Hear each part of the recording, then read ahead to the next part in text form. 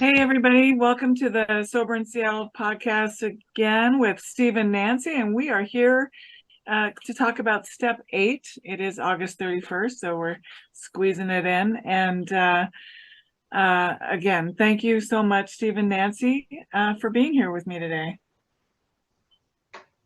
Well, thank you, Lara. Thank you so much. We love doing this every month, and it's been a great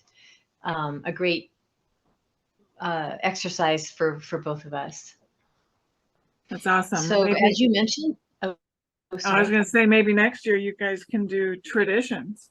I think that would be even more enlightening. Right. I think you're right. Well, I'm going to turn it over to you to tell us what you've got to say about step 8. Thank you. So, as we know, I'm going to read step 8, which is made a list of all persons we had harmed and became willing to make amends to them all. So for a long time, I thought of step 8 as just make a list. Write out the list of the people in your inventory that showed up in your inventory and just make that list. And then it would be going on to step 9. But as is stated here, it says, and became willing to make amends to them all. And this willingness, it is, I know in the big book, it is stated, the big book reminds us that remember, we said that we would be willing to go to any length to have a spiritual experience. Remember, we stated that at the beginning. Because maybe they figure that our willingness we might balk a little bit when it comes down to making this list and figuring that we're going to be going out and actually making amends, which we will be. So I think for myself, the first time I went through this, my trusty 12 and 12 was most helpful to me when I went through step 8. And I just want to read a couple of things from here, and then to kind of set what I think are key points for step 8. It says that it is concerned with personal relationships. Obviously, first we've taken a look backward to see where we've been at fault, and then we try to make a vigorous attempt to repair the damage.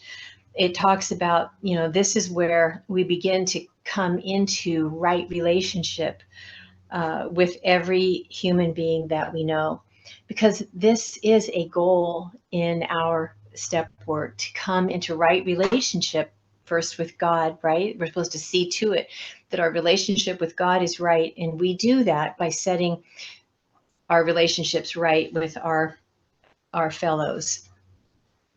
And it says in here that, we first backtrack and make an accurate and unsparing survey of the human wreckage that we've caused.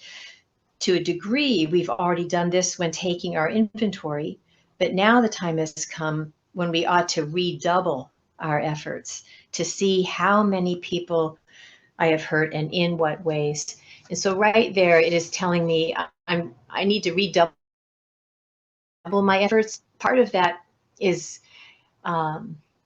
made clear to me. If you remember, when we do our sex inventory, there's a part of the sex inventory that says who did we hurt, who else did we hurt, and we could name a lot of people that we may not have had a resentment towards, people's children, people's bosses or co-workers of ours that we may not have had a resentment towards, family members of people that we definitely owe an amend to, that is clear. But we think then about their siblings, their family members who maybe were very affected by the behavior of myself, throughout my relationship with the person that I had more directly hurt. So I do really get a big long list. People that I weren't, well, I guess I was I was on my one of my inventories was a counselor that I had that had tried to help me back in the day, and I met with her for probably a year. For some reason she showed up on my inventory, even though all she did was try to help me. Um, and I think that was why I was angry with her, is that she didn't magic wand me and make me well. And I had this idea, I guess, in my head that she should have. And but what she was patient and listening with me. And I know when I got to my amends, I I didn't know, I didn't have a sense of how I had harmed her, but I had a resentment. So if someone is on my inventory, then that is a signal to me that there is something there in the relationship to look like, I'm sorry, to look at. Um, and in the case of this counselor, I remember I used the prayer that the big book directs us to use, that if we haven't the willingness, we ask for the willingness until it comes. And I did say that prayer several times, and then I kind of forgot about it. But over the course of the next few weeks, I happened to be at my son, who was a teenager at the time, had to go to anger management classes, and they were over on the east side at some family counseling center. And I was sitting down waiting for him while he was up in his anger management class. And I was sitting in the lobby, and it was sort of like being in a mall where the stairs were exposed and the upper levels were all like balcony style up into these different offices. So I had this interesting view as I sat there and watched people go in and out of these offices, up and down the stairs. And it was just this bustle of people getting help for all different types of things. And I remember sitting there looking at this, and it occurred to me that, and I felt a tremendous amount of gratitude for a place like this that employs people that their whole day is spent just trying to help people get right with themselves and others. And it occurred to me that my old counselor, that's exactly what she had tried to do. And I had been helped. This was several years later. I had found help, and she happened to be an early part of that help. And so it dawned on me that at that point, then I was just filled with gratitude for her patience, for her kindness, for her good insight that she helped me. She tried to help me realize. And so then I was able to go back to write out an amend to her and to go and meet with her. And I actually did make an appointment with her, and I told her, I wanted to let you know that I am much better than I was, and that you were one of the first people who helped me. You just didn't get to see the results of your work, but I wanted to come back and tell you thank you, because your work did help me very much. So I guess, that is, God is very involved in the step 8 process too. And this becoming willing, when I read this again today, it was the idea that becoming willing to make amends to them all is a big part of this step. Making the list doesn't take very long. You can you can create a list pretty easily from your 4th step, but then to become willing, and just a simple exercise helped me very much. And that was, what harm did I cause?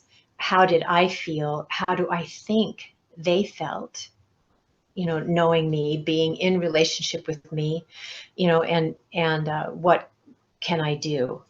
And also in our 12 and 12, they give us a lot of examples. It says, suppose that in our family lives, we happen to be miserly, irresponsible, callous, or cold. Suppose that we were irritable, critical, impatient, and humorless. The book gives us so many great kind of clues to our own behavior, that we might have become kind of callous towards ourselves. I remember sitting with this book with a dictionary, a real, like, it was before cell phones, didn't have a cell phone, with my dictionary and I would write out the definitions of these words, which helped me tremendously find much more closely of how I may have affected people's lives, either directly or indirectly. And that helped me to write a draft, which I then later did in step 9. But finding this willingness is like seeing the harm and seeing my behavior, and also having a desire not to repeat that behavior. It's step 8 is a very important part of our ability to go out in step 9, and it isn't designed, it was never shown to me or directed to me that this is where now you're going to pay the piper, now you're going to feel terrible. But this was kind of another wake-up call for me of this was a part of the process, that if I did not want to continue the patterns that I had created in my life by believing what I believed and acting on those beliefs and recreating pain and suffering for myself and others, then I would be willing to follow these directions, and become willing. And that willingness is helped along by clearly seeing, how I had been in relationships in the past. So on to you. Okay. Well, thanks, Nancy. And thanks again for inviting us to do these podcasts, Lara. So I got a little story about step 8. I think it's a step that requires the most effort in all 12 steps. And when I first did a step 8, it's not that big of a deal at the time. Write down got from my resentments, just like Nancy talked about. Here's my list. And I had quite a few financial amends that needed to be made. And of those, I wanted to make none of them.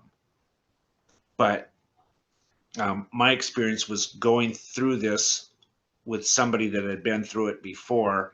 And I wasn't alone. It wasn't a one-on-one. I was in a group, which turned out to be really helpful to me because peer pressure comes into it. And we all agree that we're going to do a step 8 list. And so you kind of can't come the next week and not have it. So I wasn't viewing it with any kind of happiness or joy. I'm going to finish step 8. It's just like, how can I get out of this with the most minimal amount of payback? And so I did the step 8 as I understood it, and made the amends. And I gotta say, in honesty, a lot of them I would have never made if there wasn't that peer pressure where we're saying to each other, here's what I'm going to do next week. And then the next week comes, and you did what you said or you didn't. Later on, when I got a better understanding of step 8, what was most helpful to me in step 8 is basically the last sentence in the first paragraph in the 12 and 12 with step 8. It's about developing the best possible relations with every human being we know. And even I can say that sentence, and it sounds good, it doesn't mean much, but when we look at, if this is the end goal of step 8, which according to AA literature it is, I thought, like some of the people I approached and met and all that, hey, I didn't want to see them again. And I could tell, hey, I made my amends to that person, to hell with them, or whatever attitude I had. But the actual directions talk about developing the best possible relations. And so pick a name off my inventory, and it's like, Stephan, let's talk about, have you developed the best possible? And what I had done for many, many people, which seemed to be in line with what I would hear at AA meetings, I had developed the easiest way to get in and get out. Make my apology, call it an amend, and go on to the next person. But to stop and say, have I developed the best possible relationship? Man, it's like, when did they put those words in the book? And so that was a life changer for me if I wanted to feel like I did the steps, like I was willing to go to any length. And of course, a million times at the Dover, with, like you, Lara, 37 years now, a lot of step 8 meetings and stuff, and just, okay, I was willing to go to any lengths. Yeah, of course. Let's move on to the next thing. But did I? And so over the years, over the last more than, over the last 34, 35 years, I've got to see where I've fallen short of the effort it took me to develop the best possible relationship, because that's a game changer to me. And when I looked at that as an end goal with every name, is this the best? I got to experience what they promise us in step 8, like look at people that I will admit I hurt, but hey, look what they did to me. That resistance that comes up right away, and the justification of, hey, I don't want to see them, of course. So then I make up something that may or may not be true. They don't want to see me. So let's just, leave things alone. Um, and again, just looking at this before we talk to you today, I can see where I've fallen short in a lot of areas with people. If the end goal is the best possible relationships. But Nancy told her story about her counselor, and I've got a quick story about what's going on right now today. I got married at 19 the first time, and my wife lived in the same neighborhood I grew up. Our grandfathers were business partners. So we knew each other growing up. And my sister married my wife's brother. So our families were kind of intertwined, not Kentucky wise, but no offense to anybody from Kentucky side. I wish I didn't say that.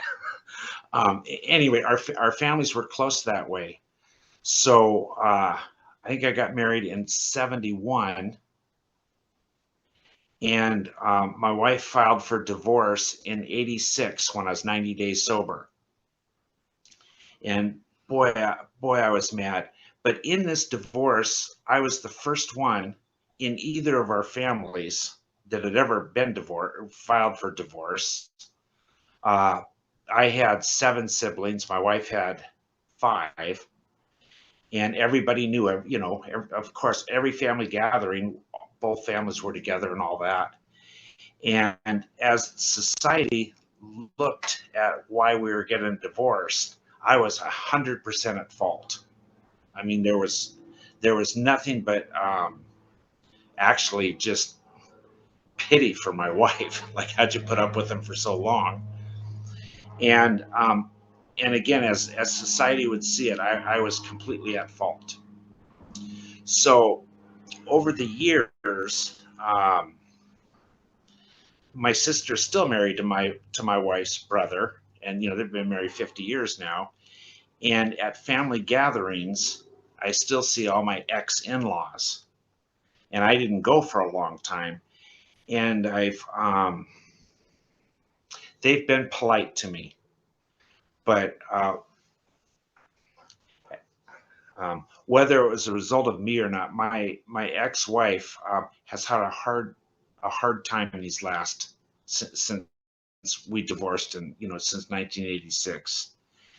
And I think I've always been blamed for it. So who knows what was true and what was made up in my mind. At any rate, over the years, my relationship with my children, who have a real strong and not every day, but practically relationship with my ex-in-laws, because they're all their aunts and uncles, double first cousins and stuff. At any rate, a few weeks ago, my ex-sister-in-law asked me if I would watch their home. They live on a beach on Whidbey Island now. They're retired for a month while they go to Italy. And I didn't say yes or no because I just kind of ran into them randomly up on Whidbey Island. And so I came back and I'm talking to my daughter and my son, two separate occasions. I said, geez, she asked me if I'd watch their house. I couldn't believe it. And they both said, yeah, they really like you guys, talking about me and Nancy. And I'm thinking, why? I mean, look what I did to her sister. And at any rate, so it was such a request that seemed to come to me out of the blue that I didn't even know if they were kidding me or what. So last week I'm up on Whidbey Island. I went over and met them, and they showed me. They said they have a Mercedes, and they said, "Here's where we keep the keys to the Mercedes. If you need it, and here's the keys to this and that, and walking me through the house and stuff." And I just felt this is one of those things. All these years later, I mean, I've seen them several times, of course, over the last 30 years at family gatherings, but never an intimate type talk. And my oldest daughter, who worked with my sister-in-law, they were both teachers, and they taught at the same school. She just said, this ex-sister-in-law thinks the world of us because she watched our lives change over the decades. Okay, didn't mean to make the story that long.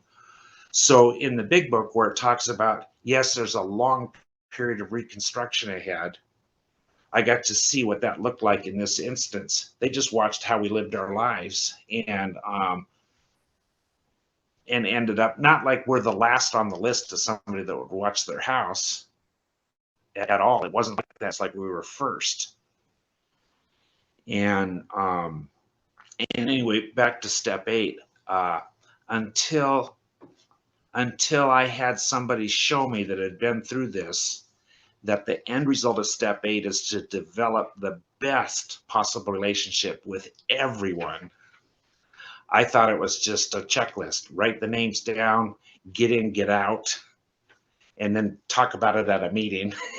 What a great job you did, and encourage everybody else to do it.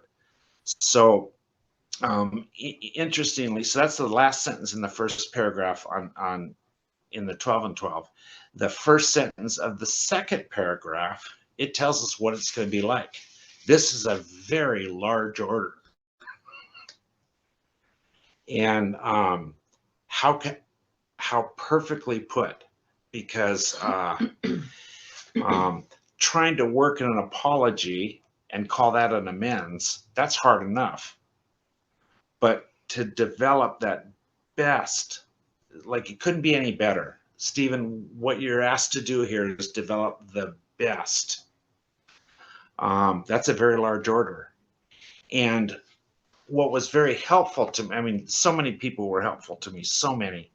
But one thing that was real helpful is, hey, they wrote this stuff down. They did it, meaning it can be done. It's possible to do it because they did it and talked about it. And so if they can do it, why can't I? And that's where it turns out, how willing am I to do step 8 as the directions are.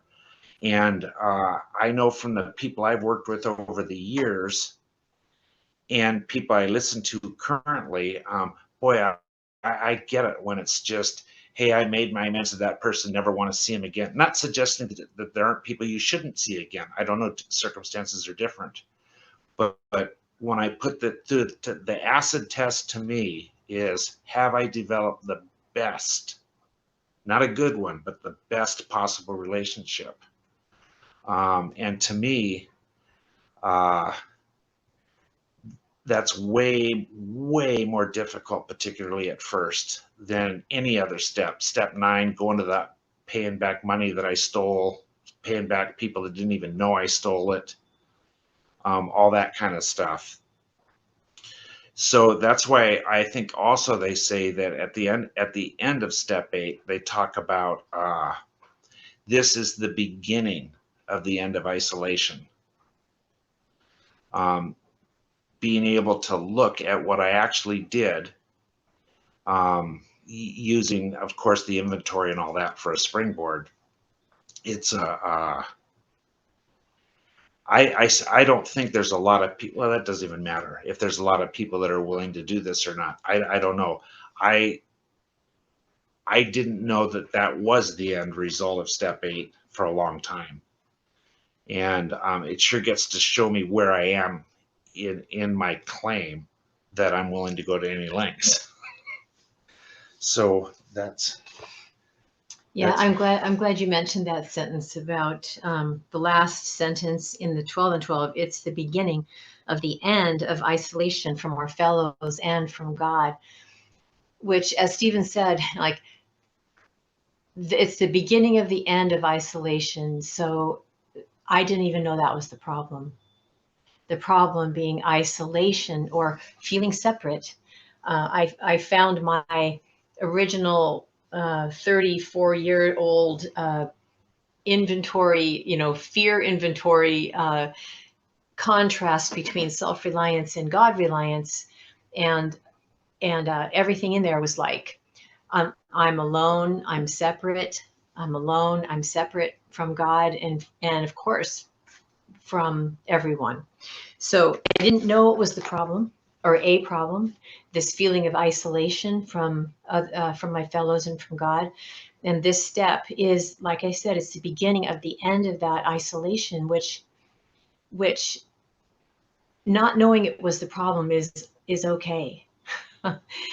Because once the solution the solution becomes more apparent, which is this closing of the gap between this perceived gap between myself and God, that speaks for itself. so.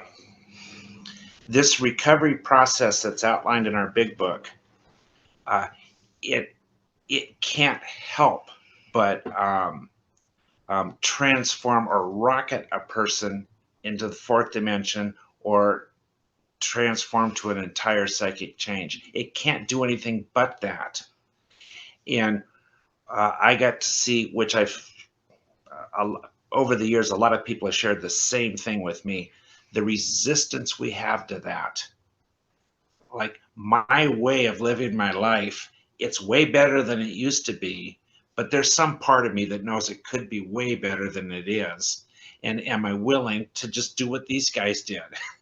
And so many times the answer is, obviously I haven't yet. But yet can be a real cool word too, because well, I haven't developed the best possible relationship with this person yet, because they're just terrible people, or it's a terrible person. Let me tell you for the 40th time what they did. But putting what they did, as it says in the step, real or imagined, and just see, what can I do? What am I willing to do to develop this best possible relationship? It's real effort that they're asking us to do, and they claim it's worth it. you know and I'm experiencing that same end result. Okay, so thanks again, Lara, for having us here. Yes, thank you. I enjoyed that. Best possible relationship.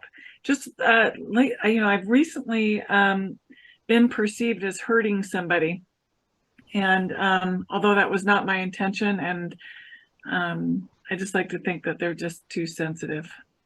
So, but nonetheless, they perceived me as harming them, and I think that's interesting. I was told that if you don't know if you caused any harm, that you should ask. But I guess I have a question about the people. Like, what do you think about people who think you've harmed them and you don't see it that way? I mean, I just, do you have any experience with that at all, or? No. Or yes. No, but I mean, like, after you've done inventory and you can't really see your part, like you don't really, I mean, this is that, like 37 years of sobriety. I mean, I'm still perfectly capable of living in delusionary thinking about my part, and possibly it might take some time to really get clear on my part, but really, like, I can't see that I've really played a part, but I'm perceived as harming somebody. Like, what do you think should happen in that case? Well, number one, is it okay with us that somebody thinks what they think? Most of the time I find that it isn't. I Right. want them to think differently than they do. And I think it's a real heads up question that you're talking about. What if people think you harmed them and you can't see it? Whatever, I can just make something up. A person wanted to borrow some money and I had it. And for whatever my reason, I just didn't want to lend it to them.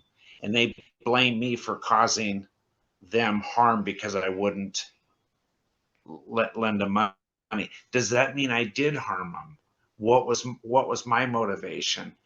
But the number one thing to me is it okay that other people think what they do? Because reality, that's what they're thinking. And the old Byron Katie thing, when you argue with reality, you lose, but only always. And it's an interesting question, Lara, because when I can't find it from my own review of the situation or the event, but I know that this person feels this way. If I can't find it, then I use the set aside prayer. I ask to set aside what I think I know about it, right? And like my example with I didn't see how I was going to make amends to my old counselor, even though I had a resentment towards her. And so I asked, it's like, it says, like, if I'm willing, then I'll be helped. Like, we have a lot of help that is beyond this mind that, I think with. So I can ask to be shown, right? And I can write down, I can empty my mind. We talked about this at our meeting this morning. I can empty my mind of what I think I know and be willing to set it aside, for an open mind, and to be, because if my goal is to have the best possible relationships and someone feels hurt by me, and it could be, yeah, there's different levels of sensitivity and different ideas about what should and shouldn't be done, but if there's any judgment in me that they shouldn't, then that's my judgment too. They shouldn't feel that way, and it can be looked at, and then once it's out there, then my higher power can come in and kind of shine light. on an area that completely escaped me. And for me, it was just, I didn't know how. And so just asking and being sitting down there like I was sitting in a play and watching people come and go, being helped. And then this quiet thought comes that just says, this is what Mary Kay did for you, that you couldn't see, and so when we want to see and we ask to be shown, it comes. And for me, it comes when I'm not, when I'm not even thinking about it, which is always the best thing for me, because I know I didn't try to make a situation be what I wanted it to be. It was just allowed to be shown as it was. So, Lara, we had a situation, and this was 20 years ago, or probably more. My first father-in-law, who again he had 5 daughters, and I married one of them, and one son, and my sister married that. He was Nancy and I, according to the story, we blew up both families. We just blew them up. And another story, which I could talk about in step 9, Nancy and I had made our amends years earlier to my ex-father and mother-in-law. So he was on his deathbed, and he asked for me and Nancy to come see him. So I don't know where we got the strength to do that, but we go in there, and there's all 5 of his daughters, my ex-wife included, and we weren't feeling welcomed. It was like, my dad's dying and you're here, just with absolute disgust and disbelief. Then if that wasn't enough, he's dying. He's in bed. He's patting the bed, just almost with dying gasps. I'm not trying to make it more than it was. He's asking Nancy to sit up on the bed with him. And he's got the daughters, we're all standing in a semicircle. And he's thanking us for our relationship with him. And later on, from another one of my ex-sister-in-laws, not the one whose house I'm watching, she had said, "How could you guys have come?"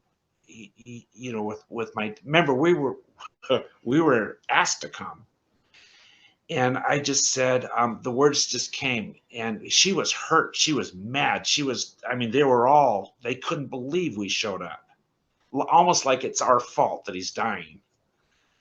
And I said, we love him, and he asked to see us. And then the way those words came out, it just worked. I mean, it was cool. But boy, there was a situation where they were saying just us walking in the house was extremely, harmful. And anyway, here you are now. Look at you, Stephen Nancy. It's so great. Well, thank you so much. Step 8. That was a fruitful discussion. Longer than we thought it would be. Yeah, right. Well, and it's also a way. If you find you have too many, this is a sponsored joke. If you find you have too many sponsees, get them to step 8 quickly and show them, here's what we're going to do. We're going to develop the best possible relationship with everybody on your list. They'll run. Yeah. Agreed. But yeah, anyway, we could talk forever about this, but step 9, I think we'll be able to talk more on this topic next month. So Thanks so much, you guys. And I love you. I'll get enjoy the rest of the day. Thank you so much. Okay, Thank bye-bye. you so much. Bye-bye. Bye-bye.